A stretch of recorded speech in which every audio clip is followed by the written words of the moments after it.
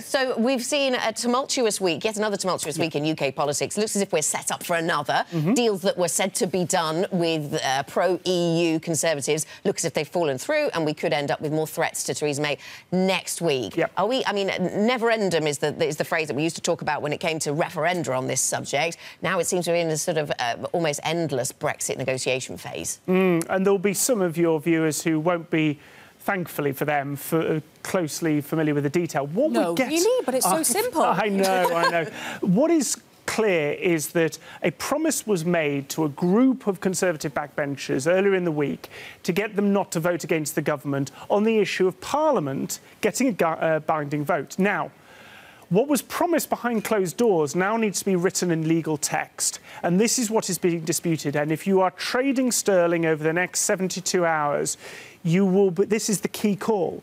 It's whether Theresa May can do what most commentators think she can't, which is appease two polar opposite parts of her party with a set of text that gives Parliament sufficient input, but not so much the people who feel that Parliament wants to block Brexit. Is unacceptable to them and lead to resignation. Define meaningful. Very difficult to do.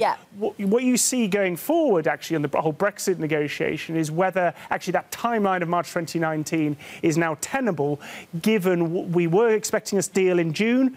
We're now talking about October.